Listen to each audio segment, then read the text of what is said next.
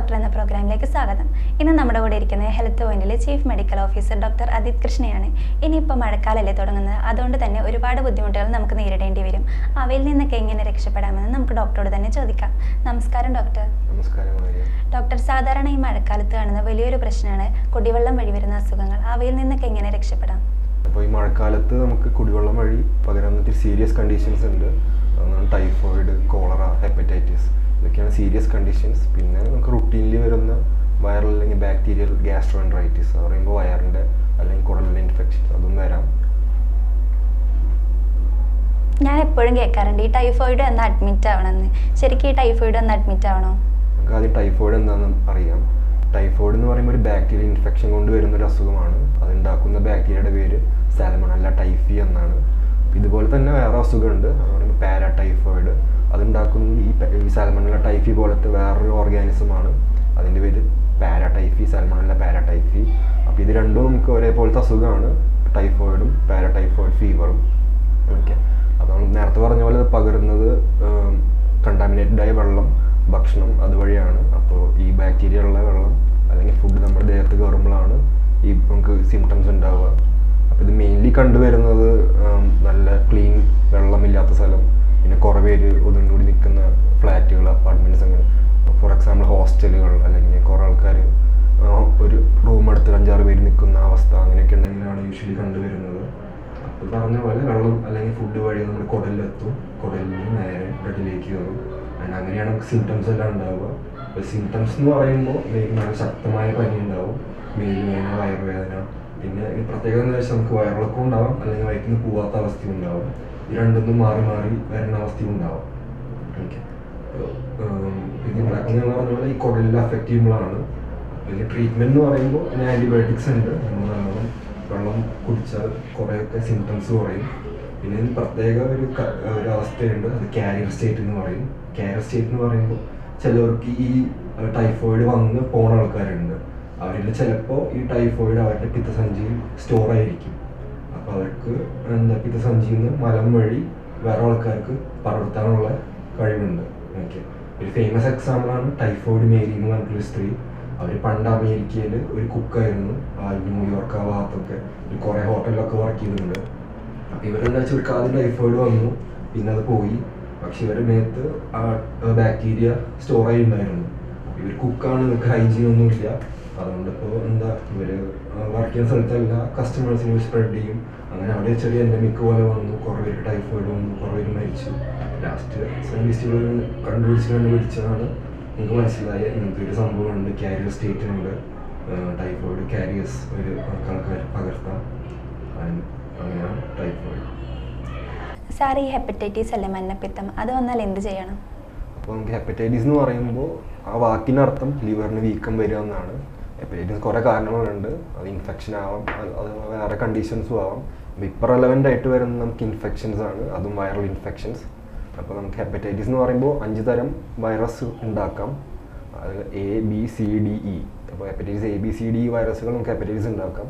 ഈ വെള്ളവും ഭക്ഷണവും വഴി പടരുന്ന ഹെപ്പറ്റൈറ്റിസ് ആണ് ഹെപ്പറ്റൈറ്റിസ് Aയും Eയും. അപ്പോൾ ഇതിന് പറയുന്നത് നമ്മൾ അക്യൂട്ട് ഹെപ്പറ്റൈറ്റിസ് എന്ന് പറയുക. ഈ അക്യൂട്ട് എന്ന് പറയാൻ കാരണം എന്താ വെച്ചാൽ അത് സെൽഫ് ലിമിറ്റിംഗ് ആണ്. അത് പറയുമ്പോൾ അസുഖം തന്നെ വന്ന് പൊക്കോളും, നമ്മളതിൻ്റെ ഇടയിൽ റെസ്റ്റ് എടുക്കുക, അതായത് വെള്ളം കുടിക്കുക, അതൊക്കെ ചെയ്താൽ മതി. ബാക്കി ടൈപ്പ് ഉണ്ടാക്കുന്ന വൈറസ് ഹെപ്പറ്റൈറ്റിസിൻ്റെ പേരാണ് ക്രോണിക് ഹെപ്പറ്റൈറ്റിസ്. അത് പറയുമ്പോൾ അത് വേറെ കണ്ടീഷൻസ് ആണ്, നമ്മൾ നല്ല അഡ്മിഷൻ, ആൻറ്റിവൈറൽ ഡ്രഗ്സ് കഴിക്കേണ്ടി വരും. പക്ഷേ ഇപ്പോൾ റെലവൻ്റ് എന്ന് പറയുമ്പോൾ അക്യൂട്ട് ഹെപ്പറ്റൈറ്റിസ് ആണ്. ഓക്കെ, അപ്പോൾ ഇതിൻ്റെ ട്രീറ്റ്മെൻറ്റ് ഞാൻ പറഞ്ഞ പോലെ നല്ലോണം ഹൈഡ്രേഷൻ, നല്ല വെള്ളം കുടിക്കുക. പിന്നെ ഇത് പടരുന്ന വഴി കണ്ടാമിനേറ്റഡ് ആയ വെള്ളം വഴിയാണ്. അപ്പോൾ ആൻറ്റിബയോട്ടിക് ഒന്നും വേണ്ടേ? ആൻറ്റിബയോട്ടിക് നമ്മൾ എന്തിനു ഉപയോഗിക്കുക? അത് ബാക്ടീരിയ ഇൻഫെക്ഷനാണ്. നമുക്ക് ഒരാൾക്ക് ഒരു ഇൻഫെക്ഷൻ വന്നാൽ അത് കുറേ തരം അണുക്കൾ കൊണ്ട് ഉണ്ടാവാം. ബാക്ടീരിയ ഉണ്ടാവാം, വൈറസ് ഉണ്ടാവാം, പാരസൈറ്റ് ഉണ്ടാവാം, ഫംഗസ് ഉണ്ടാവാം. അപ്പോൾ ഈ ബാക്ടീരിയയോടുള്ള എതിർക്കുന്ന ഒരു കെമിക്കലാണ് ആൻറ്റിബയോട്ടിക്. നമ്മൾ ഹെപ്പറ്റൈറ്റിസ് എന്ന് പറയുമ്പോൾ വൈറസ് ഉണ്ടാക്കുന്നത്. ചില വൈറൽ കണ്ടീഷൻസിന് ആൻറ്റിവൈറൽസ് ഉണ്ട്, പക്ഷേ മിക്കതിനും അങ്ങനെ കണ്ടീഷൻസ് ഒന്നും ഇല്ല. പിന്നെ ഫംഗസ് ആണെങ്കിൽ ആൻറ്റി ഫംഗൽസ് ഉണ്ട്, പ്രോട്ടോസോൺസ് ആണെങ്കിൽ അതിൻ്റെ എതിരുള്ള മരുന്നുകളുണ്ട്. ഓക്കെ, ആൻറ്റിബയോട്ടിക് എന്ന് പറയുമ്പോൾ എല്ലാ അസുഖത്തിനുള്ള ഒരു ട്രീറ്റ്മെൻ്റ് അല്ല. കുടിവെള്ളം വഴി വരുന്ന അസുഖങ്ങൾ തടയാൻ എന്തൊക്കെ ചെയ്യണം? പടുന്നത് കണ്ടാമിനേറ്റഡ് ആയ വെള്ളം അല്ലെങ്കിൽ ഫുഡ് വഴിയാണ്. അപ്പോൾ ഏറ്റവും എളുപ്പമായിട്ട് നമുക്ക് ചെയ്യാൻ പറ്റുന്നത് വെച്ചാൽ വീട്ടിൽ നിന്ന് തന്നെ തിളപ്പിച്ച വെള്ളം കുടിക്കുക, ഫിൽറ്ററായിട്ട് വെള്ളം കുടിക്കുക, മാക്സിമം പുറത്തുനിന്ന് കുടിക്കാണ്ടിരിക്കുക. ഹോട്ടലിലൊക്കെ പോവുകയാണെങ്കിൽ നമ്മൾ ചോദിക്കുക, തിളപ്പിച്ച വെള്ളം മാത്രം തരിക, അല്ലെങ്കിൽ ജീരക വെള്ളം കിട്ടും അത് ചോദിക്കുക. സാധാ ടാപ്പ് വെള്ളം അല്ലെങ്കിൽ കലങ്ങിയ വെള്ളമൊക്കെ കാണുമ്പോൾ തോന്നുകയാണെങ്കിൽ നമ്മൾ മാക്സിമം കുടിക്കാണ്ടിരിക്കുക. പിന്നെ പറ്റുകയാണെങ്കിൽ വീട്ടിൽ നമ്മൾ വാട്ടർ പ്യൂരിഫയേഴ്സ് ഇൻസ്റ്റാൾ ചെയ്യുക. അത് ചെയ്ത് കഴിഞ്ഞാൽ കുറേയൊക്കെ അണുക്കളും കുറഞ്ഞോളും. കുറേ തരമുണ്ട്, UV ഫിൽറ്റേഴ്സ് ഉണ്ട്, റിവേഴ്സ് ഓസ്മോസിസ്, അങ്ങനെ കുറേ ഫിൽറ്റേഴ്സ് ഉണ്ട്. അപ്പോൾ അതൊക്കെ നല്ല എഫക്റ്റീവാണ്. പിന്നെ ഡോക്ടറെ, മഴക്കാലത്ത് വരുന്ന വലിയൊരു പ്രശ്നമാണ് കൊതുക്. നമുക്കറിയാം, സാധാരണ പാത്രത്തിലൊക്കെ വെള്ളം കെട്ടിക്കിടക്കുന്നത് മാക്സിമം നമ്മൾ ശ്രദ്ധിക്കാറുണ്ട്. എന്നാലും മഴക്കാലത്ത് കൊതുക് വരുന്ന അസുഖങ്ങൾ ഏതൊക്കെയാണ്? എങ്ങനെയൊക്കെയാണ് കൊതുകിൽ നിന്ന് അസുഖം പകരുക? മഴക്കാലത്ത് യൂഷ്വലി കണ്ടുവരുന്ന അസുഖങ്ങൾ ഡെങ്കി, ചിക്കൻ ഗുനിയ, മലേറിയ ഇതൊക്കെയാണ് കേരളത്തിൽ കണ്ടുവരുന്നത്. ഭാര്യ പറഞ്ഞ പോലെ നമ്മൾ ഈ കൊതുക് വളരാൻ കാരണം എന്താ വെച്ചാൽ റെയിൻ വാട്ടർ സ്റ്റാഗ്നേഷനാണ്. അത് പറയുമ്പോൾ വെള്ളം കെട്ടി നിൽക്കൽ. നമ്മൾ യൂഷ്വലി ഇവിടെ കണ്ടുവരുന്നത് നമ്മുടെ വീടിൻ്റെ പറമ്പിൽ ചിരട്ട ഉണ്ടാവും, ടിന്നുകൾ ഉണ്ടാവും, ഇതിന് കണ്ടെയ്നർ ഉണ്ടാവും, വീടിൻ്റെ പാരഫെറ്റ്, അങ്ങനത്തെ സ്ഥലങ്ങളാണ് അത് കെട്ടി കിടക്കുക. അപ്പോൾ ഇത് നമ്മൾ മാക്സിമം അവോയ്ഡ് ചെയ്യുക. സ്ഥലങ്ങൾ കണ്ടുപിടിക്കുക, എന്നിട്ട് അത് ക്ലീൻ ചെയ്യുക. പിന്നെ വെള്ളം കെട്ടി കിടക്കാനുള്ള സ്ഥലങ്ങൾ അതിന് ഓപ്പർച്യൂണിറ്റി കൊടുക്കാണ്ടിരിക്കുക.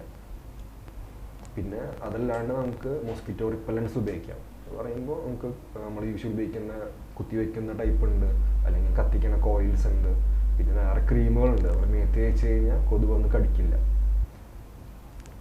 അപ്പോൾ ഡെങ്കിപ്പനി വന്നാൽ നമ്മൾ എന്ത് ചെയ്യണം? അപ്പോൾ ഡെങ്കിപ്പനി ഉണ്ടാക്കുന്നത് ഡെങ്കി വൈറസ് ആണ്. ഈ ഡെങ്കി വൈറസ് എന്ന് പറയുമ്പോൾ 4 തരമുണ്ട്. ഓക്കെ, അപ്പോൾ ഒരു തരം നമ്മൾ ഇൻഫെക്റ്റ് ചെയ്ത് കഴിഞ്ഞാൽ പിന്നെ നമുക്ക് ആ സെയിം തരം നമ്മൾ ഇൻഫെക്റ്റ് ചെയ്യില്ല. പക്ഷെ ഒരു കുഴപ്പം എന്താ വെച്ചാൽ ബാക്കി 3 തരം ഇൻഫെക്റ്റ് ചെയ്യാം. 3 തരം ഇൻഫെക്റ്റ് ചെയ്ത് കഴിഞ്ഞാൽ രണ്ടാമത് ഇൻഫെക്റ്റ് ചെയ്ത് കഴിഞ്ഞാൽ നമുക്ക് ആ വരുന്ന പനി നല്ല കഠിനമായ പനി, ചിലപ്പോൾ കോംപ്ലിക്കേഷൻസ് ഉണ്ടാകാൻ സാധ്യത കൂടുതലുണ്ട്. പിന്നെ ഇത് പടർത്തുന്ന കൊതുകിൻ്റെ പേരാണ് ഏഡീസ് മോസ്കിറ്റോ. ഇവിടെ സ്പെസിഫിക്കായി പറയുകയാണെങ്കിൽ ഫീമെയിൽ ഏഡീസ് ഈജിപ്തി എനം കൊതുകാണ്. അതിൻ്റെ ഫീമെയിൽ ആണ് നമ്മൾ കുത്തുമ്പോൾ നമുക്ക് അസുഖം പടരുന്നത്. പിന്നെ ഈ കൊതുക് യൂഷ്വലി നമ്മളെ കുത്തുന്ന സമയം എന്ന് പറയുമ്പോൾ രാവിലെയാണ്. പറയുമ്പോൾ മോർണിംഗ് അല്ലെങ്കിൽ ഈവനിങ് ആ സമയത്ത് ഇത് ഈ കൊതുക് മുട്ടയിടുന്നത് ക്ലീൻ ആയിട്ടുള്ള കെട്ടിക്കിടക്കുന്ന വെള്ളം, പിന്നെ ചെളിവെള്ളത്തിലൊന്നും ഇല്ല, ക്ലീൻ ആയിട്ട് ടിന്ന് കണ്ടെയ്നർ അങ്ങനത്തെ സ്ഥലത്തിലാണ് ഈ കൊതുകൊന്ന് മുട്ടയിട്ട് അത് പ്രൊലിഫറേറ്റ് ചെയ്യുന്നത്. ഓക്കെ, പിന്നെ ഡെങ്കി എന്ന് പറയുമ്പോൾ അത് മിക്ക സമയത്തും അത് വലിയ കുഴപ്പമില്ലാണ്ട് പനി ഉണ്ടാവും, നടുവേദന ഉണ്ടാവും, ഇതൊക്കെയാണ് അതിൻ്റെ യൂഷ്വൽ സിംറ്റംസ്. പിന്നെ ജോയിൻറ്റ് പെയിൻ ഒക്കെ ഉണ്ടാവാം. പക്ഷേ ചില ഒരു റയർ സിനാരിയോയിൽ നമുക്ക് നല്ല കോംപ്ലിക്കേഷൻസ് വരാം. ഈ കോംപ്ലിക്കേഷൻസ് പറയുമ്പോൾ എന്താ, നമുക്ക് ഇൻറ്റേർണൽ ബ്ലീഡിങ് ഉണ്ടാവാം, പിന്നെ ഷോക്ക് ഉണ്ടാവാം, നമ്മുടെ രക്തക്കുഴലിൽ വെള്ളമില്ലാത്ത അവസ്ഥ ഉണ്ടാവാം. അപ്പോൾ നമ്മൾ ഏറ്റവും ബെസ്റ്റ് എന്താ വെച്ചാൽ ഡെങ്കിപ്പനിയാണ് സംശയം ഉണ്ടെങ്കിൽ എത്രയും പെട്ടെന്ന് ഡോക്ടറെ കാണാം. പിന്നെ നമുക്ക് നമ്മുടെ ലിവറിൻ്റെ ടെസ്റ്റും കിഡ്നി ടെസ്റ്റും നമ്മൾ മോണിറ്റർ ചെയ്യുന്നത് നല്ലതായിരിക്കും ഈ കോംപ്ലിക്കേഷൻസ് അവോയ്ഡ് ചെയ്യാൻ വേണ്ടി. പിന്നെ അടുത്ത ചോദ്യം ഇതാണ്. ഒരുപാട് ആളുകളുടെ സംശയം ഞാൻ കണ്ടിട്ടുണ്ട്. മഴക്കാലത്തൊക്കെ കണ്ടുവരുന്നതാണ് എലിപ്പനിയൊക്കെ. അതിൽ നിന്നൊക്കെ എങ്ങനെ പ്രിവെൻറ്റ് ചെയ്യാം? ഈ എലിപ്പനി പടരുന്നത് എങ്ങനെയാണെന്ന് വെച്ചാൽ മാലിന്യവെള്ളം വഴിയാണ്.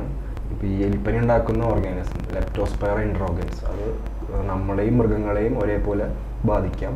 അപ്പോൾ ആദ്യം മൃഗങ്ങളെ ബാധിക്കും, പിന്നെ അവരുടെ മൂത്രം ഈ മാലിന്യവെള്ളത്തിൽ പടരും. അത് നമ്മുടെ കാലിൽ മുറിവോ അങ്ങനെ എന്തെങ്കിലും ഉണ്ടെങ്കിൽ അതുവഴിയാണ് നമുക്ക് ഈ ഇൻഫെക്ഷൻ വരുന്നത്. അപ്പോൾ നമ്മൾ തടയാൻ വേണ്ടി എന്ത് ചെയ്യാം? നമുക്ക് കാലിൽ മുറിവുണ്ടെങ്കിൽ മാക്സിമം ചെളിവെള്ളത്തിലൂടെ നടക്കാണ്ട് നോക്കുക. പിന്നെ മുറിവുണ്ടെങ്കിൽ അത് എപ്പോഴും വൃത്തിയായി കൊണ്ട് നടക്കുക.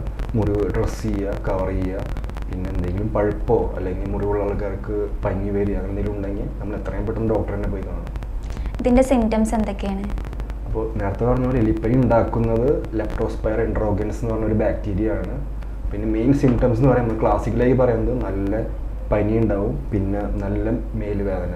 ഈ മേലുവേദന പ്രത്യേകത വെച്ചാൽ നല്ല കാഫ് ടെൻഡർനെസ് ഉണ്ടാവും. നമ്മുടെ കാഫിൽ തൊടുമ്പോൾ നല്ല പെയിൻ ആയിരിക്കും, നടക്കാനൊന്നും പറ്റില്ല, അങ്ങനത്തെ ബുദ്ധിമുട്ടുണ്ടാവും. പിന്നെ കണ്ണൊക്കെ നല്ല റെഡ് ആയിരിക്കും, ബ്ലഡ് ഷോട്ട് ഐസ് ആയിരിക്കും. പിന്നെ ട്രീറ്റ്മെൻറ്റ് എന്ന് പറയുമ്പോൾ ഡോക്സിസൈക്ലിൻ എന്ന് പറഞ്ഞ ആൻറ്റിബയോട്ടിക് ഉണ്ട്. അത് ഓൾറെഡി ടെസ്റ്റഡ് ആൻഡ് പ്രൂവൺ ആണ്. അപ്പോൾ ട്രീറ്റ്മെൻറ്റ് എളുപ്പമാണ്. പക്ഷേ നമ്മൾ എത്രയോ പെട്ടെന്ന് പോയി കാണുന്നു അത്രയും നല്ലത്. കാരണം എന്താ വെച്ചാൽ ഇതിന് കോംപ്ലിക്കേഷൻസ് ഉണ്ട്. ഈ കോംപ്ലിക്കേഷൻസ് എന്ന് പറയുമ്പോൾ അത് വേറെ ഒരു അസുഖം തന്നെ പറയാം. അതിന് നമ്മൾ വീൽസ് ഡിസീസ് എന്ന് പറയാം. അപ്പോൾ ഈ വീൽസ് ഡിസീസ് എന്ന് പറയുമ്പോൾ എന്താ, നമുക്ക് ജോണ്ടിസ് മഞ്ഞപ്പിത്തം വരാം, നമ്മുടെ കിഡ്നി അടിച്ചു പോവാം, കിഡ്നി ഫെയിലർ വരാം, പിന്നെ നമ്മുടെ തലയിൽ വരെ ബാധിക്കാം. അങ്ങനത്തെ ഒരു ഡേഞ്ചറസ് കണ്ടീഷനാണ് ഈ വീൽസ് ഡിസീസ് എന്ന് പറയുന്നത്. അപ്പോൾ എന്തെങ്കിലും മുറിവുണ്ട്, പഴുപ്പ് വന്നു അല്ലെങ്കിൽ പനി വന്നു, നമ്മൾ ചെറുപ്പത്തിൽ നടന്നൊരു ഹിസ്റ്ററി ഉണ്ട്, അങ്ങനെയാണെങ്കിൽ എത്രയും പെട്ടെന്ന് തന്നെ പോയി കാണാം. കാരണം ഈ കോംപ്ലിക്കേഷൻസ് അവോയ്ഡ് ചെയ്യാം.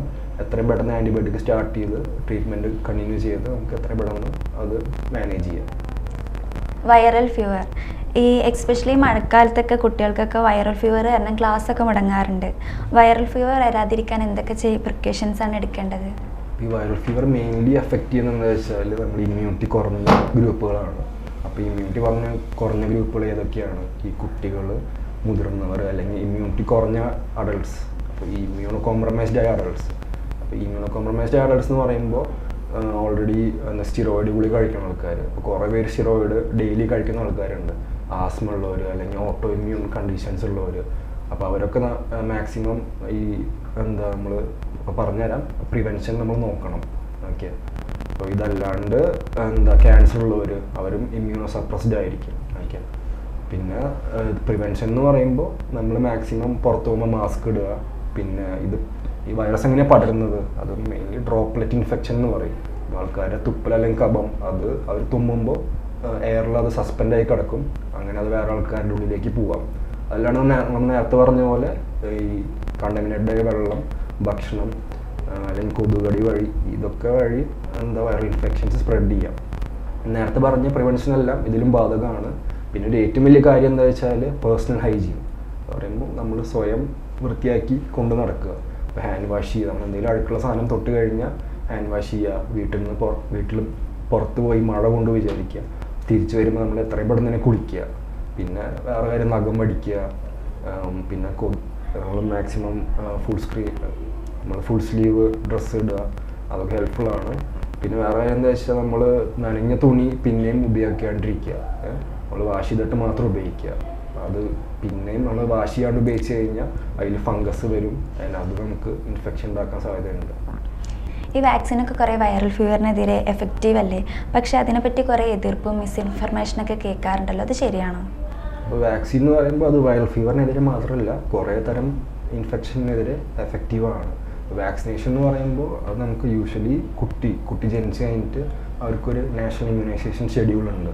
ഒരു ഇന്ന സമയത്തിന് കൊടുക്കാനുള്ള ഒരു ഷെഡ്യൂളുണ്ട്, അത് കൊടുക്കുക. പിന്നെ അഡൾട്ട് വാക്സിൻസും ഉണ്ട്. For example flu, Covid vaccine, അത് നമ്മളെല്ലാം എടുത്തതല്ലേ.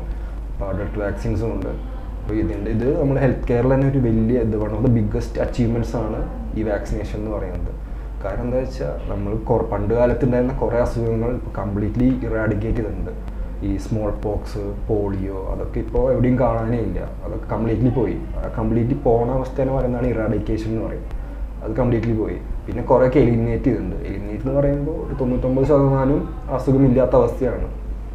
ഈ ഡിഫ്തീരിയ, പെർട്ടോസിസ്, റുബല്ല, അതൊക്കെ ഇപ്പോൾ വളരെ റയറായിട്ടാണ് അവിടെ ഇവിടെയൊക്കെ റിപ്പോർട്ട് ചെയ്യാറുള്ളൂ. അതൊക്കെ ഇല്ലാത്ത കാരണം വന്നത് വാക്സിൻസ് കൊണ്ടാണ്. ഓക്കെ, ഈ മിസ്ഇൻഫോർമേഷൻ വരാൻ കാരണം എന്താ വെച്ചാൽ ഈ വാക്സിൻസിന് ഓബിയസ്ലി സൈഡ് എഫക്റ്റ് ഉണ്ട്, എല്ലാമൊന്നും ആരും പറയുന്നില്ല. പക്ഷേ സൈഡ് എഫക്റ്റ് വളരെ കുറവാണ്. ഇപ്പോൾ ഒരാൾ വണ്ടി ഓടിച്ച്, ബൈക്ക് ഓടിച്ച്, കാർ ഓടിച്ച് ആക്സിഡൻ്റ് ആയി, അതിനെക്കാട്ടും കുറവ് പെർസെൻറ്റേജ് ചാൻസാണ് ഈ വാക്സിൻ കാരണം സീരിയസ് ആയിട്ട് സൈഡ് എഫക്റ്റ് വരാനുള്ള ചാൻസ്. അപ്പോൾ കുറേയൊക്കെ മിസ്ഇൻഫോർമേഷൻ പറയുന്നത് വെച്ചാൽ ഈ വാക്സിൻസിനെതിരെയുള്ള ഒരു മൂവ്മെൻറ്റ്സ് ഉണ്ട്, ആൻറ്റി വാക്സ് മൂവ്മെൻറ്റ്സ്. അതൊക്കെ ഉണ്ടാകുന്നതെന്ന് വെച്ചാൽ ഈ ഫാർമ കമ്പനി അല്ലെങ്കിൽ ഇൻഷുറൻസ് കമ്പനി അതിനെതിരെയുള്ള ഒരു ദേഷ്യം, അതൊക്കെ ചാനൽ ചെയ്തിട്ടാണ് ഈ ആൻറ്റി വാക്സ് മൂവ്മെൻറ്റ്സ് ഒക്കെ ഉണ്ടാകുന്നത്. അപ്പോൾ നമുക്കിതിൻ്റെ നല്ല കാര്യം എന്താ വെച്ചാൽ നമുക്ക് വാക്സിനേഷൻ എടുക്കാത്ത ആൾക്കാർക്ക് അവരും നമ്മൾ ഇമ്മ്യൂണിറ്റി കൊടുക്കുകയാണ്. അപ്പോൾ ഹേർഡ് ഇമ്മ്യൂണിറ്റി എന്ന് പറയും. അത് പറയുമ്പോൾ ഒരു 100 ആൾക്കാരുണ്ട്, അതിൽ 90-95 ആൾക്കാർ വാക്സിനേറ്റ് ചെയ്തിട്ടുള്ളൂ, ബാക്കി ആൾക്കാർ വാക്സിനേറ്റ് ചെയ്തിട്ടില്ല വിചാരിക്കുക. പക്ഷേ ഈ 90% ആൾക്കാരുടെ ഇടയിലും ആ അസുഖമില്ലാത്തതുകൊണ്ട് ബാക്കി 10% ആൾക്കാർക്കും അസുഖം വരില്ല. അതാണ് ഹേർഡ് ഇമ്മ്യൂണിറ്റി എന്ന് പറയുന്നത്. അപ്പോൾ ഇതൊക്കെയാണ് വാക്സിൻസിൻ്റെ ആ ഒരു നല്ല കാര്യം. പിന്നെ പറഞ്ഞ പോലെ അതിന് സൈഡ് എഫക്റ്റ് ഇല്ല എന്നൊന്നുമില്ല, അതാരും ഡിനൈ ചെയ്യണമില്ല. സൈഡ് എഫക്റ്റ് വരാം, നമ്മൾ എന്ത് കഴിച്ചാലും അതിന് സൈഡ് എഫക്റ്റ് വരാം. ഓക്കെ, അതുപോലെ തന്നെ സൈഡ് എഫക്റ്റാണ് വാക്സിൻസിനുള്ളത്. ഇപ്പോൾ മഴക്കാലമൊക്കെ തുടങ്ങല്ലേ, അപ്പോൾ അതിനനുസരിച്ച് രോഗങ്ങളൊക്കെ ഉണ്ടാവും. അപ്പോൾ എന്തൊക്കെ പ്രിക്കോഷൻസ് ആണ് എടുക്കേണ്ടത് നമ്മൾ? നേരത്തെ പറഞ്ഞ പോലെ ഏറ്റവും വലിയൊരു സംഭവം എന്താ, പേഴ്സണൽ ഹൈജീനാണ്. നമ്മൾ മാക്സിമം നമ്മൾ തന്നെ ക്ലീൻ ആക്കുക, നമ്മുടെ വീടും പരിസരം എല്ലാം വൃത്തിയാക്കി കൊണ്ട് നടക്കുക.